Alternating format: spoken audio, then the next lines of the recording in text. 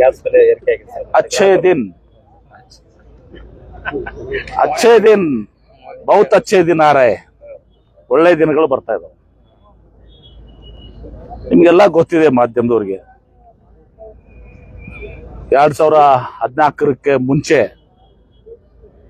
ನರೇಂದ್ರ ಮೋದಿ ಅವರು ಪ್ರಧಾನಮಂತ್ರಿ ಆಗೋಕ್ಕಿಂತ ಮುಂಚೆ UPA ಸರ್ಕಾರ ಡಾಕ್ಟರ್ ಮನಮೋಹನ್ ಸಿಂಗ್ ಅವರು ಇದ್ದಾಗ ಪೆಟ್ರೋಲ್ ಬೆಲೆ 65 ರೂಪಾಯಿ ಇತ್ತು, ಡೀಸೆಲ್ ಬೆಲೆ 58 ರೂಪಾಯಿ ಇತ್ತು, ಗ್ಯಾಸ್ ಸಿಲಿಂಡರ್ ಬೆಲೆ 415 ರೂಪಾಯಿ ಇತ್ತು, ಬಂಗಾರದ ಬೆಲೆ ಎಷ್ಟಿತ್ತಪ್ಪ ಅವಾಗ 3,500 2,500 ಇತ್ತು, ಡಾಲರ್ ರೇಟ್ ಎಷ್ಟಿತ್ತು, ಡಾಲರ್ ಬಗ್ಗೆ ಅಂತೂ ಬಹಳ ಮಾತಾಡ್ತಿದ್ರು, 58-60 ರೂಪಾಯಿ ಇತ್ತು. ಈಗ ಡಾಲರ್ ರೇಟ್ ಎಷ್ಟದ 96 ರೂಪಾಯಿ ಅದ. ಇದೆಲ್ಲವೂ ಕೂಡ ಅಚ್ಚೇ ದಿನದ ಭಾಗ. ಮನ್ ಕಿ ಬಾತ್, ಸಬ್ಕೆ ಸಾಥ್ ಸಬ್ಕೆ ವಿಶ್ವಾಸ್. ರೈತರ ಆದಾಯ ದ್ವಿಗುಣ, ಫರ್ಟಿಲೈಸರ್ ಸಿಗಲಾಕತಿಲ್ಲ, ರೇಟ್ ಅಂತೂ ಬಿಟ್ಟು ಬಿಡ್ರಿ, ಫರ್ಟಿಲೈಸರ್ ರೇಟ್ ಡಬಲ್ ಟ್ರಿಬಲ್ ಸಿಗ್ಲಾಕತ್ತೂ ಇಲ್ಲ. ಈಗ ನಿನ್ನೆ DC ಸರ್ ಫರ್ಟಿಲೈಸರ್ ನಮ್ಮ ಕಡೆ ಇಲ್ಲ ಅಂತೇಳಿ, ಅದಕ್ಕೆ ನಾನು ಸರ್ಕಾರದಲ್ಲಿ ಮಾತಾಡಿ ಆ ಫರ್ಟಿಲೈಸರ್ ಅನ್ನ ಪಡೆದುಕೊಳ್ಬೇಕು. ಯಾಕಂದ್ರೆ ಮನ್ಸೂನ್ ಬಂತು, ಈಗ 8ನೇ ತಾರೀಕಿಗೆ ನಾಳೆ ಪ್ರಾರಂಭ ಆಗ್ತದೆ ಅಂತ ಹೇಳಿದಾರೆ ಕೂಡ ಇದು ಮಾಡಿದ್ದಾರೆ. ಇದೆಲ್ಲವೂ ಕೂಡ ತಾವು ನೋಡ್ತಾ ಇದ್ದೀರಿ. ಉದ್ಯೋಗ ಪ್ರತಿ ವರ್ಷ 2 ಕೋಟಿ ಉದ್ಯೋಗ,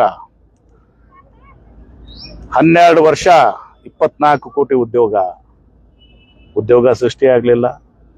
ನೋಟ್ ಬ್ಯಾನ್ ಮಾಡಿ ಇರೋ ಉದ್ಯೋಗನು ಕಳೆದ್ರು. ಮುಂದೆ ಏನ್ ಹೇಳಿದ್ರು, ಪಕೋಡ ಮಾರಕ್ ಹೋಗ್ರಿ ಅಂತ ಹೇಳಿ. ಆ ಪಕೋಡ ಮಾರಕ್ ಹೋಗ್ಬೇಕಂದ್ರೂ ಕೂಡ ಕಷ್ಟ ಅದ. ಯಾಕಂದ್ರೆ ಈಗ ಗ್ಯಾಸ್ ಸ್ಟೋವ್ ಇಲ್ಲ, ಸಿಲಿಂಡರ್ ಇಲ್ಲ, ಎಣ್ಣೆ ಬೆಲೆನೂ ಕೂಡ 200 ರೂಪಾಯಿ ತಲುಪದ. ಎಲ್ಲವೂ ನಮ್ಮ ಪ್ರಧಾನಮಂತ್ರಿ ನರೇಂದ್ರ ಮೋದಿ ಅವರ ಕೊಡುಗೆ.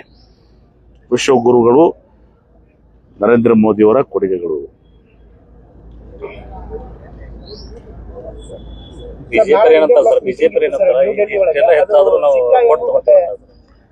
ಬಿಜೆಪಿ ನೀವು ಕೊಂಡು ತಗೋತಿರ್ಬೋದಪ್ಪ, ಶ್ರೀಮಂತರಿದ್ದೀರಿ ನೀವು, ವ್ಯಾಪಾರಿಗಳು.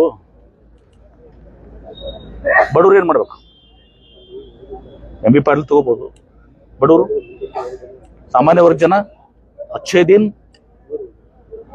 गरीबों के साथ मध्यम वर्ग के साथ ಅಂತ ಹೇಳ್ತಿದ್ರು.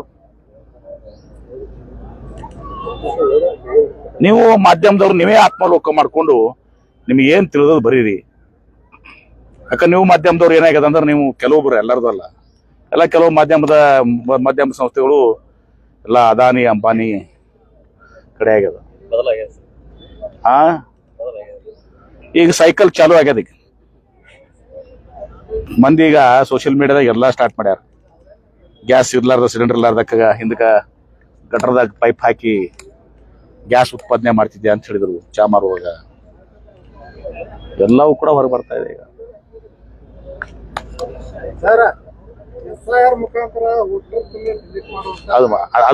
ಅದು ಬೇರೆ ಮಾಡಿ, ಬರೇ ಹಿಂದೂ ಮುಸ್ಲಿಂ ರಾಜಕಾರಣ ಮಾಡಿ ಹಿಂದೂಗಳು ಓಟ್ ಪಡೆದುಕೊಳ್ಳೋದು ಬಿಟ್ರೆ ಈ 14 ವರ್ಷದಲ್ಲಿ ಏನೂ ಆಗಿಲ್ಲ. ಉಲ್ಟಾ ನಮ್ಮ ದೇಶನ ಹಾಳು ಮಾಡಿದ್ದಾರೆ. ಏನು ನರಸಿಂಹರಾವ್ ಅವರು ಪ್ರಾರಂಭ ಮಾಡಿದ್ರು, ಮೂಲತಃ ಜವಾಹರ್ಲಾಲ್ ನೆಹರು ಅವರು, ಇಂದಿರಾ ಗಾಂಧಿ ಅವರು ಬಡವರ ಪರವಾಗಿ ಇದು ಮಾಡಿದಂಥದ್ದು, ರಾಜೀವ್ ಗಾಂಧಿ ಅವರು ಇದು ಮಾಡುವಂತಹದ್ದು, ಮನಮೋಹನ್ ಸಿಂಗ್ ಅವರು ಕಟ್ಟಿದಂತ ಹಣಕಾಸು ವ್ಯವಸ್ಥೆ ಏನಿತ್ತು, ಭವ್ಯ ಭಾರತ, ವಿಶ್ವಗುರು ನರೇಂದ್ರ ಮೋದಿ ಅವರ ಇದರಲ್ಲಿ ಆ ಭವ್ಯ ಭಾರತವನ್ನ ಸರ್ವನಾಶ ಮಾಡಿಬಿಟ್ಟಿದ್ದಾರೆ. ಸರ್, ನಾಳೆ ಇಂಡಿಯಾ ಬ್ಲಾಕ್ ಮೀಟಿಂಗ್ ಇತ್ತು ಸರ್, ಅದನ್ನ DMK ಮತ್ತು CPI ಅದನ್ನ ಅಪೋಸ್ ಮಾಡಿದ್ದಾರೆ. ಅದು ರಾಜಕೀಯವಾಗಿ ಇದು ನಡೀತಿರ್ತದೆ. ಅದನ್ನ ಅವರು ನಮ್ಮ ಕಾಂಗ್ರೆಸ್ ಪಕ್ಷದ ಹೈಕಮಾಂಡ್ ಅದನ್ನ ನಿಭಾಯಿಸ್ತಾರೆ. ಯಾರು ಅದು ಅವ್ರ ಮೆಟ್ರೋ ಅವ್ರ ಮಂತ್ರಿ ಇದ್ದರು, ಅವ್ರು ಎಲ್ಲ ಮಾಡಿದಾರೆ, ಮಾಡ್ಕೊಂಡು ನೋಡ್ಕೊಂಡು ಇದು ಮಾಡ್ತಾ ಇದಾರೆ. ಅಂದ್ರೆ ತುಟ್ಟಿ ಆಗ್ಯದ ಪಾಪ. ಏನ್ ಮಾಡ್ಬೇಕು ಅವರು, DK ಶಿವಕುಮಾರ್ ಅವರು ಮುಖ್ಯಮಂತ್ರಿಗಳು.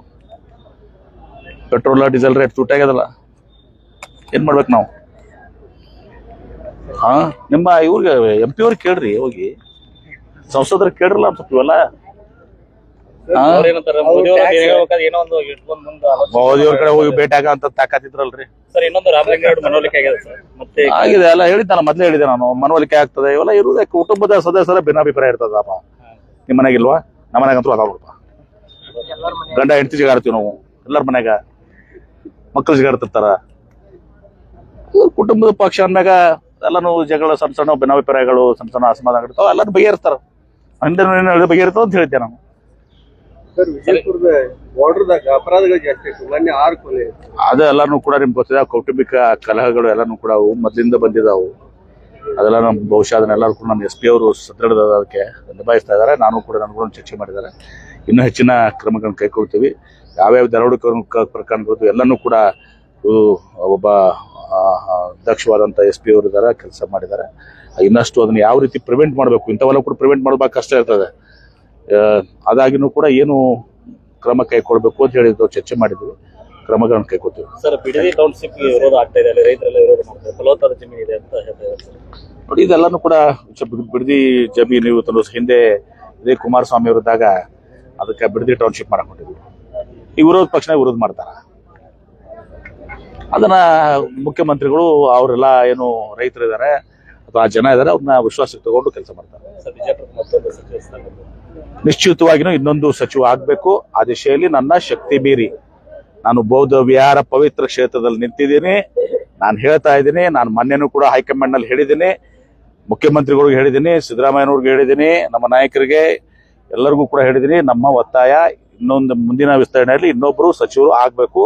ಆ ದಿಶೆಯಲ್ಲಿ ನನ್ನ ಶಕ್ತಿ ಮೀರಿ ಪ್ರಯತ್ನ ಆಗ್ತದೆ. ಯಾರಿಗೆ ನಮ್ಮಲ್ಲಿ ನಾನು ಅದನ್ನೆಲ್ಲ ಹೇಳಕ್ ಹೋಗಲ್ಲ. ಇನ್ನು ನೀವು ಕೇಳಿದಂಥದ್ದೇನು ಇನ್ನೊಂದು ಸಚಿವ ಸ್ಥಾನ, ಅದು ಯಾರಿಗೆ ಕೊಡ್ಬೇಕು ಬಿಡ್ಬೇಕು ಅಂತ ಹೈಕಮಾಂಡ್ ನಿರ್ಧಾರ ಮಾಡ್ತಾರೆ. ನಾನೇನ್ ಮಾಡೋದು ಮಾಡೋದು, ನನ್ನ ಅಭಿಪ್ರಾಯ ಕೇಳಿದ್ರೆ ನನ್ನ ಅಭಿಪ್ರಾಯ ಹೇಳ್ಬೋದು ಅಷ್ಟೇ ನಾನು. ಆದ್ರೆ ಇನ್ನೊಂದು ಸಚಿವ ಸ್ಥಾನ ಸಿಗುವುದು ನಿಶ್ಚಿತ. ಆ ದಿಶೆಯಲ್ಲಿ ಎಲ್ಲಾ ರೀತಿಯ ಪ್ರಯತ್ನ ಮಾಡ್ತೀನಿ.